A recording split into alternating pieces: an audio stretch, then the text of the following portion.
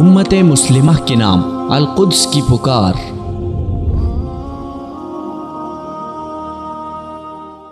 القدس دنیا کا وہ مقدس شہر ہے جس کی تقدیس کے تینوں آسمانی مذاہب یہودی، عیسائی اور مسلمان قائل ہیں۔ قرآن کریم میں اس مقدس شہر کو اقصیٰ کا نام دیتے ہوئے اسے بابرکت شہر قرار دیا گیا۔ ارشاد باری تعالیٰ ہے، سبحان الذي أسرى بعبده ليلا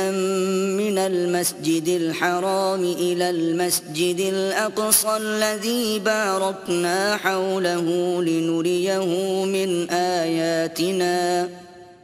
إنه هو السميع البصير۔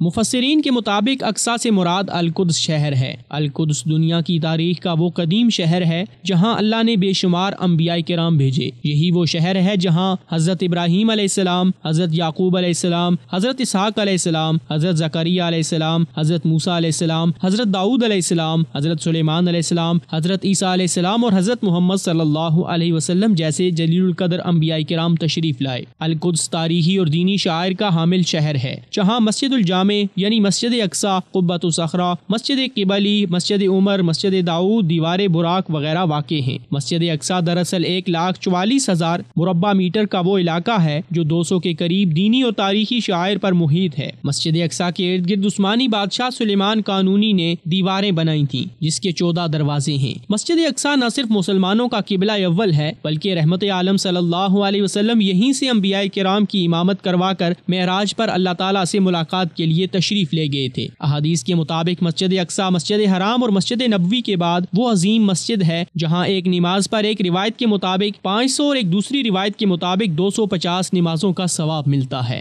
القدس شہر کی تاریخ پر نظر دوڑائی جائے تو سانحات اور جنگوں سے بھرپور نظر آتی ہے۔ تاریخی روایات کے مطابق 2 مرتبہ القدس شہر کو مکمل طور پر تباہ کیا گیا، 23 مرتبہ القدس کا محاصرہ کیا گیا، 52 مرتبہ القدس پر حملہ آوروں نے جنگ مسلط کی اور 44 مرتبہ اس شہر کی تجدید کی گئی۔ بنی اسرائیل کی نافرمانی کے بعد اللہ نے انہیں کئی بار اس شہر میں ذلیل کیا۔ اسلام کی آمد کے بعد حضرت عمر رضی اللہ تعالیٰ عنہ کے دور میں القدس فتح ہوا، جس کے بعد القدس شہر کو وہ امن ملا جو اس سے پہلے تاریخ میں کبھی نہیں ملا تھا۔ اسلامی دور میں ہمیشہ القدس کے تقدس کا خیال رکھا گیا، یہاں تک کہ 11ویں صدی کے آخر میں یورپ کے صلیبیوں نے القدس پر دھاوا بول دیا اور القدس کی عظمت و تقدس کو پامال کرتے ہوئے 70,000 سے زائد مسلمانوں کا خون بہا کر القدس پر قبضہ کر لیا۔ تقریباً 88 سال بعد سلطان صلاح الدین ایوبی نے مسجد اقصیٰ کو فتح کر کے دوبارہ القدس کی عظمت کو بحال کیا۔ خلافت عثمانیہ کے زوال کے وقت دنیا بھر کے یہودیوں اور عیسائیوں نے مل کر 1916 میں بدنام زمانہ سائکس پیکو نامی معاہدہ کیا، جس کے مطابق ایک مرتبہ پھر القدس شہر سمیت فلسطین کو بربریت کی آگ میں جھونکا گیا۔ چنانچہ 1948 میں اسرائیل کے نام سے باقاعدہ صہیونی ریاست کی بنیاد رکھ کر عملاً القدس شہر میں آگ لگا دی گئی، جو ہنوز جاری ہے۔ فلسطین میں صہیونی ریاست اسرائیل کے ناجائز قیام کا اصل مقصد القدس شہر پر قبضہ کر کے اسلامی شاعر کو ختم کرنا اور مسلمانوں کو فلسطین سے بے دخل کرنا ہے، جس کا اظہار پچھلے 70 سالوں سے دنیا دیکھتی آئی ہے۔ اسلامی دنیا کی طرف سے فلسطین اور القدس پر صہیونیوں کے ناجائز قبضے کو ختم کروانے کے لیے کئی کوششیں ہوئیں،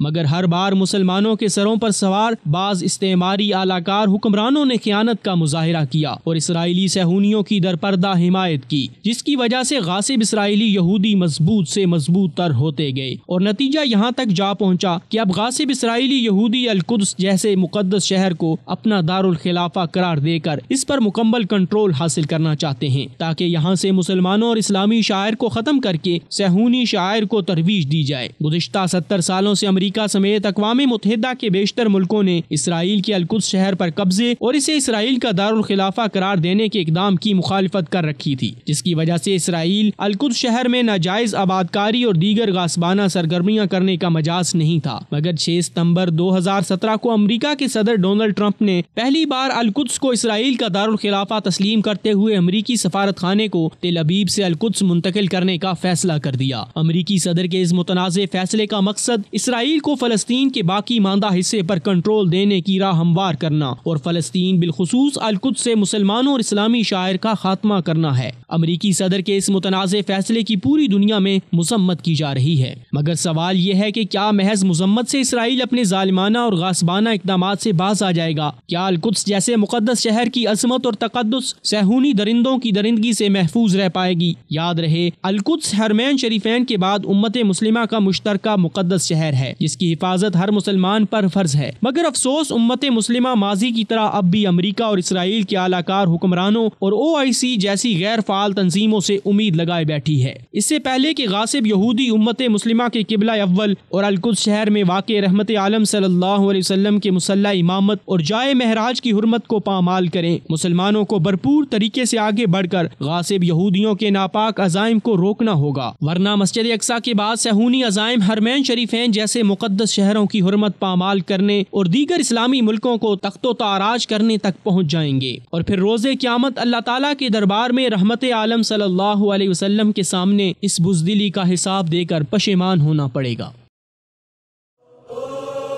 پر ظلم کے خلاف پہلی آواز، مثال اردو۔